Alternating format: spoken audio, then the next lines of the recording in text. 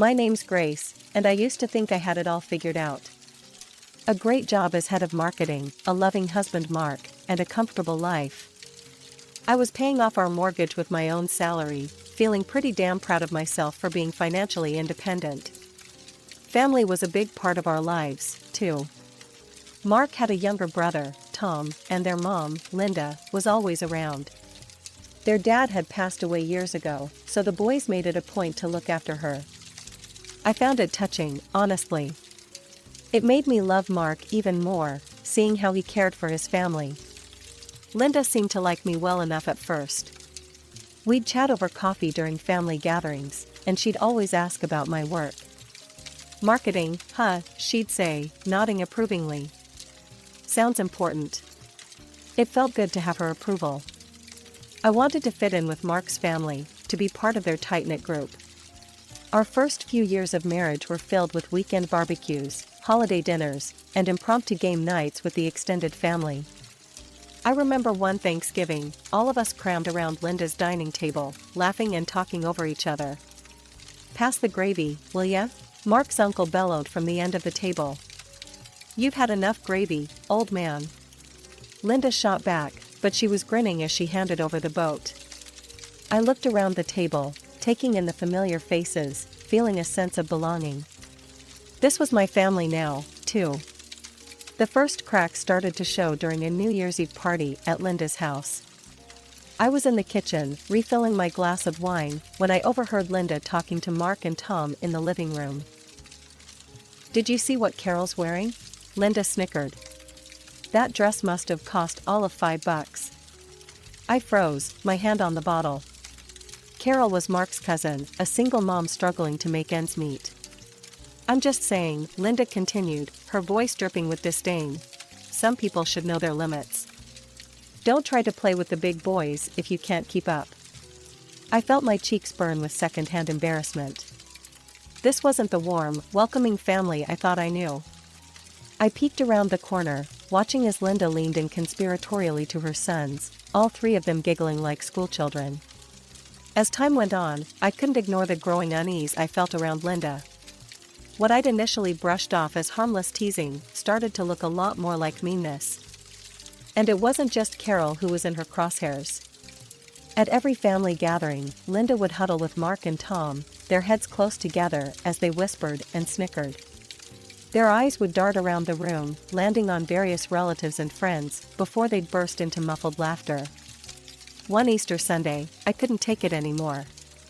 Linda was holding court in the living room, Mark and Tom flanking her like loyal subjects. "Did you see Janet's new car?" Linda was saying, her voice low, but not low enough. "Probably got it from the buy here pay here lot. I bet she'll be paying it off until she's 80. Before I knew what I was doing, I was on my feet, marching over to Linda's little group. "Hey," I said, my voice sharper than I'd intended. "Don't you think that's a bit much? Janet can probably hear you." The room went silent. Linda's eyes narrowed as she looked up at me. Well, she said, her voice dripping with sarcasm. "Looks like we've offended your delicate sensibilities, Grace." Mark and Tom exchanged uncomfortable glances. "I just think it's rude," I pressed on, my heart pounding. "Why do you always have to put people down?" Linda's fake smile disappeared. "If you don't like it, you don't have to listen. Why don't you go sit somewhere else?" I felt like I'd been slapped. I looked at Mark, expecting him to back me up, but he just stared at the floor. "Fine," I said, my voice tight. "I will." From that day on, family gatherings became a special kind of hell. I'd sit alone, nursing a drink, while Mark stuck to his mother's side like glue.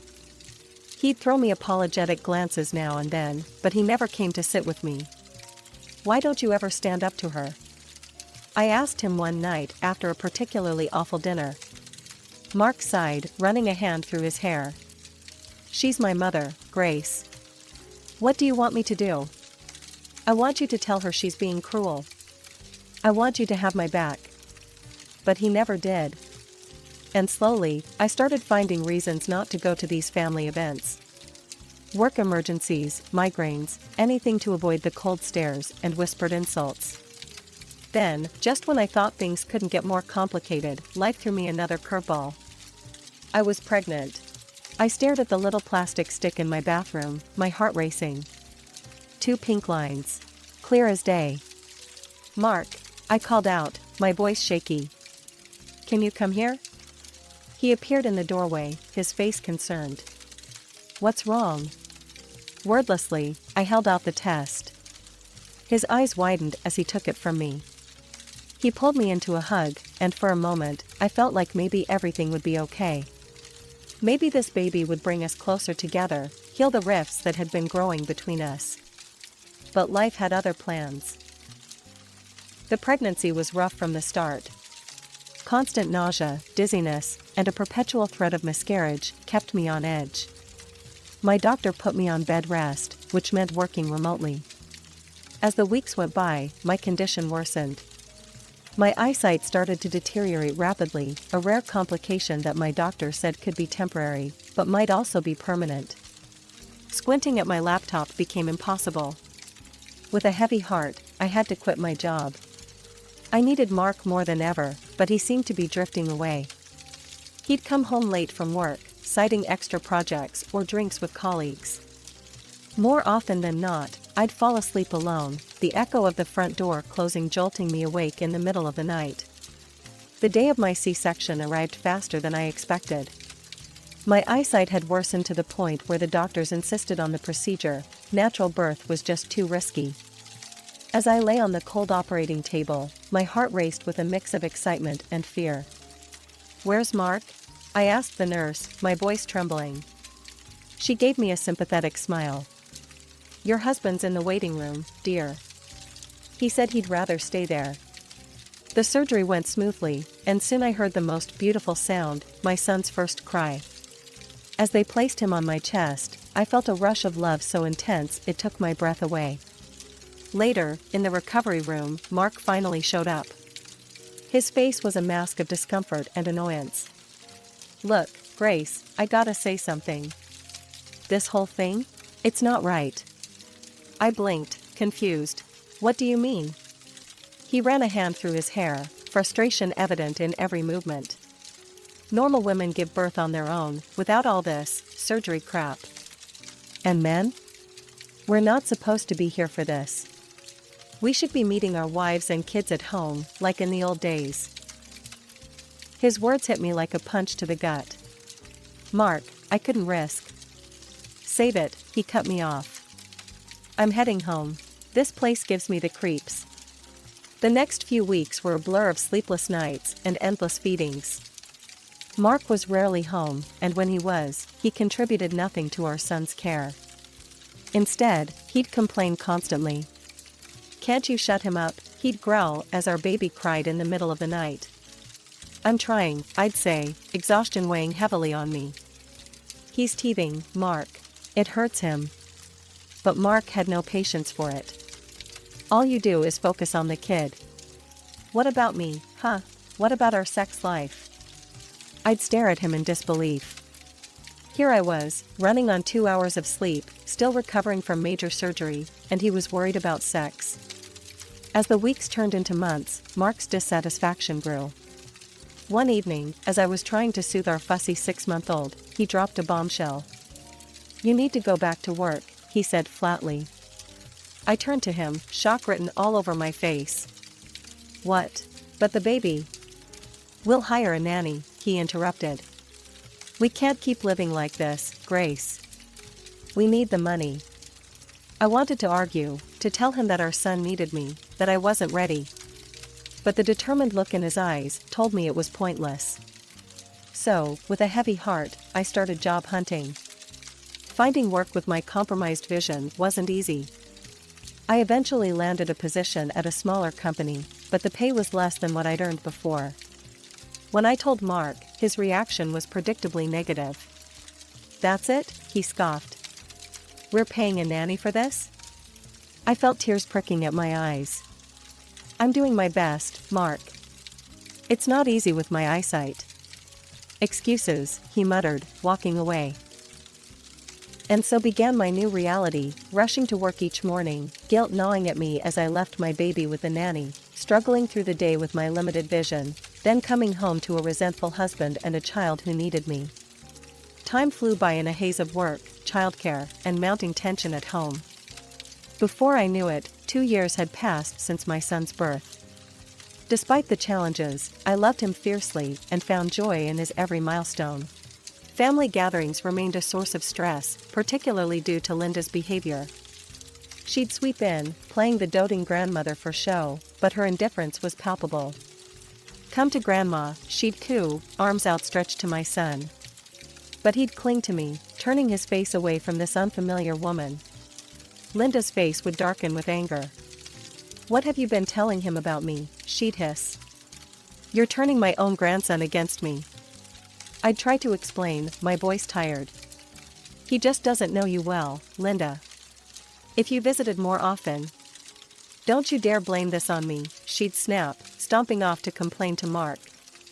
Then, one ordinary Tuesday morning, my world tilted on its axis once again. I stared at the pregnancy test in my hand, my heart racing. Positive. I was pregnant. Again. Fear gripped me. My first pregnancy had been so difficult, my health so compromised. Could my body handle another? But as I calculated the weeks, I realized I was already well into the first trimester. The decision, it seemed, had been made for me. With shaking hands, I called Mark at work. What is it? He answered, his tone impatient. Mark, I'm pregnant. There was a long pause. Then, look, Grace, I'm busy. We'll talk later. Just, don't quit your job, alright? We can't afford that. The line went dead. I sat there, phone in hand, feeling more alone than ever. Thankfully, this pregnancy proved easier than my first. My morning sickness was manageable, and my vision remained stable. I continued working, determined to provide for my growing family. But as my belly swelled, the distance between Mark and me seemed to grow exponentially. He spent more and more time at his mother's house, often not coming home until late at night. One evening, as I struggled to put our son to bed while balancing my swollen belly, Mark walked in. Hey, I said, hopeful for some help. Can you read him a story? I'm exhausted. Mark glanced at us, then at his watch. Can't. I promised Mom I'd help her move some furniture. Don't wait up. As the door closed behind him, I felt a tear slide down my cheek. I looked at my son, his big eyes staring up at me trustingly, and at my rounded belly, home to a child I already loved fiercely. As my 7th month of pregnancy rolled around, I found myself preparing for Thanksgiving. Guests started arriving in the afternoon. My parents came early, my mom immediately rolling up her sleeves to help in the kitchen. Friends and relatives trickled in, filling our home with chatter and laughter. Just as I was about to serve dinner, the doorbell rang. It was Tom, Mark's younger brother, and to everyone's surprise, he had a woman with him. Everyone, this is Melissa, Tom announced, beaming. My fiancé. The room fell silent for a moment, before erupting in congratulations. I plastered on a smile, trying to ignore the twinge of jealousy at the way Mark's eyes lit up at the sight of his brother's happiness. Linda arrived shortly after, her eyes widening as she took in Melissa. Well, she said, her voice dripping with approval. Aren't you a sight for sore eyes? Throughout dinner, Linda fawned over Melissa, peppering her with questions and hanging on her every word. I tried to focus on being a good hostess, but I couldn't help overhearing their conversation. So, Melissa, Linda said loudly, ensuring everyone could hear. Tom tells me you're a manager at National Bank. How prestigious. Melissa nodded, looking slightly uncomfortable. Yes, I've been there for about 5 years now. Linda beamed. You must be doing very well for yourself. Unlike some people who can only pop out babies and breed poverty, she added, throwing a pointed look in my direction. I felt my cheeks burn with humiliation. My mother tensed beside me, ready to speak up, but I placed a hand on her arm, silently pleading with her not to make a scene. You know, Linda continued, her voice sickeningly sweet, Melissa here makes $15,000 a month. Now that's the kind of daughter-in-law I've always dreamed of. Smart, beautiful, successful. Tears pricked at my eyes as I remembered the years I'd spent supporting our family, paying the mortgage, building a career I was proud of. All of that seemed forgotten now. I think we should continue this lovely evening somewhere more suitable, Linda announced, standing up. Melissa, dear, why don't we all go to that new restaurant downtown? My treat, of course. Before I could process what was happening, Linda, Mark, Tom, and Melissa were heading for the door. Mark didn't even glance back at me as they left. The remaining guests shifted uncomfortably in their seats, the festive mood thoroughly ruined. One by one, they made their excuses and left, leaving only my parents behind. They offered to help me, but I refused, saying that they needed to rest themselves. Finally alone, I sank onto the couch and let the tears flow freely. Hours passed as I sobbed, my hand resting on my swollen belly, wondering how my life had come to this. It was nearly dawn when I heard the front door open. Mark stumbled in, reeking of alcohol and cigarette smoke. He didn't say a word as he made his way to the bedroom. With shaking hands, I picked up my phone and opened social media. There they were, Linda, Mark, Tom, and Melissa, grinning for selfies at an expensive nightclub. The caption read, "Best Thanksgiving ever with my real family." As my due date approached, I felt a mixture of excitement and anxiety. The doctors had scheduled my C-section, insisting it was the safest option given that it had been less than 3 years since my last one. I tried to focus on preparing for our new arrival, but I couldn't shake the feeling that something was off with Mark. One chilly winter afternoon, I found him unpacking bags full of summer clothes. "What's all this?" I asked, puzzled. Mark shrugged, barely meeting my eyes. "Just saw a good sale. Thought I'd update my wardrobe." It didn't make sense, but with the impending birth occupying my thoughts, I pushed my suspicions aside. I'd been meticulously saving money in a separate account, determined to take a couple of months off work to recover and bond with the new baby. My workplace had approved 2 months of unpaid leave, which was a relief. I'd set aside enough for the mortgage, bills, and even a babysitter for our 3-year-old. For once, I felt prepared. 3 days before my scheduled C-section, chaos erupted. I was resting on the couch when Mark burst through the door, Linda hot on his heels. "Hurry up," Linda barked as Mark rushed to our bedroom. I struggled to my feet, waddling after them. Mark was throwing clothes into a suitcase, the summer clothes he'd bought. "Mark?" I said, my voice rising with panic. "What are you doing?" He barely glanced at me. "Tom's getting married in Hawaii. We're all going." The world seemed to tilt beneath my feet. "What? But my C-section is in 3 days. Who's going to take care of our son?" Mark zipped up his suitcase, finally meeting my gaze with cold indifference. "You'll manage. You always do." Before I could respond, he brushed past me, Linda ushering him out. The door slammed, leaving me in stunned silence. Reality crashed over me like a tidal wave. I scrambled for my phone, hands shaking as I checked our joint account. Empty. All the money I'd saved, gone. With trembling fingers, I dialed Mark's number. He answered on the final ring. "What?" he snapped. "The money," I choked out. "All our savings. Where is it?"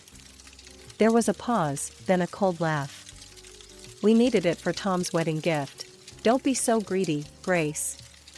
The line went dead. A sharp pain lanced through my abdomen. I looked down in horror to see a puddle forming at my feet. My water had broken. Panic seized me. I couldn't go into labor now, the risk to my previous C-section scar was too great. With one hand on my belly and the other clutching my phone, I called emergency services. The hospital was chaos, doctors shouting, machines beeping. I woke hours later to the gentle beeping of monitors. My mother's tear-stained face swam into view. "Grace," she whispered, squeezing my hand. "You're okay. The baby's okay. Slowly, the fog lifted. I'd nearly died. My baby had nearly died. But we'd made it. 3 days after the emergency C-section, I was feeling surprisingly strong, both physically and emotionally. The doctors were pleased with my recovery and gave me the green light to go home. Mark hadn't called once since he'd left for Hawaii. Not to check if I was alive, not to ask about his new son. In that moment, I knew our marriage was over. I called my parents and asked to stay with them for a while. Their response was immediate and supportive. My parents doted on both boys, giving me time to rest and recover. I started researching divorce lawyers and gathering documentation of our finances. Then, exactly a week after I'd left the hospital, my phone rang. Mark's name flashed on the screen. I let it go to voicemail twice, before finally answering on the third call. "Where the hell are you? Why aren't you at home?" Mark's voice was a mixture of anger and confusion. I took a deep breath. "I'm at my parents', Mark. With both of our sons. I've filed for divorce." There was a moment of stunned silence, then a bark of laughter. "Divorce? Are you kidding me? After everything I've done for you? Everything you've done?" I felt a surge of anger. "You mean like abandoning me right before I gave birth? Or stealing all our savings?" "Oh, get over it," he scoffed. "I'll pay you back, no problem. In fact, I don't even want to see you again. You know why? Because I'm going to be rich." He launched into a tirade about how Tom's new wife had offered him a job as her deputy at the bank. How they were going to start their own financial company. How she was going to make them all wealthy beyond their wildest dreams. "You never believed in me, Grace," he spat.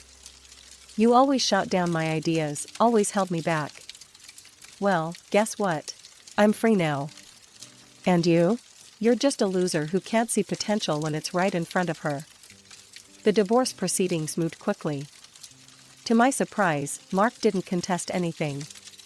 He returned the money he'd taken from our accounts and agreed to pay alimony. When it came to the house, I had years of mortgage statements proving I'd been the one making payments.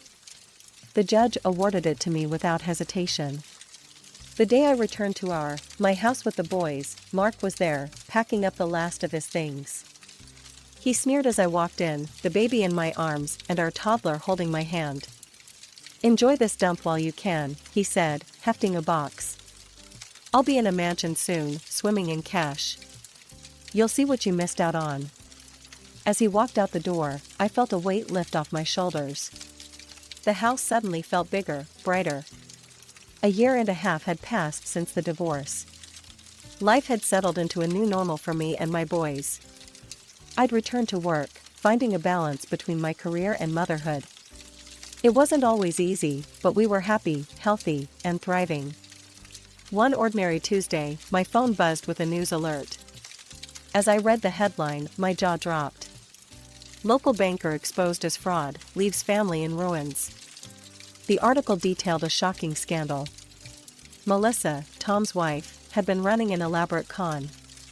She'd convinced Mark, Tom, and Linda to take out massive loans to fund a non-existent financial company. They'd even mortgaged Linda's house, pouring every penny they had into this imaginary venture. But Melissa wasn't a banker at all. The office she'd shown them was a short-term rental, a prop in her elaborate scheme. She'd disappeared with millions, leaving behind a trail of forged documents and broken dreams. To make matters worse, I discovered they'd taken out an additional loan to fund Tom and Melissa's lavish Hawaiian wedding, the very event Mark had abandoned us for. As I read on, a mix of emotions washed over me. Shock, confusion, and, I'll admit, a twinge of satisfaction. The consequences were severe. Unable to repay their debts, they lost everything. Linda's house, their cars, even their personal belongings, all seized by creditors. They were left with nothing but mountains of debt. I heard through the grapevine that Linda had been forced to take a job as a cashier just to afford a tiny apartment and groceries.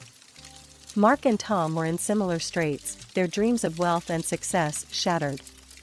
I was beyond grateful that I divorced Mark when I did. My children and I were safe, unaffected by the financial disaster that had befallen my ex-husband's family. Just when I thought I'd put it all behind me, my phone rang. Linda's number flashed on the screen. Against my better judgment, I answered. Grace? Linda's voice was small, a far cry from her usual imperious tone. We need your help. She launched into a plea, asking if they could stay with us. The children need their father and grandmother, she insisted. You can't leave family in trouble.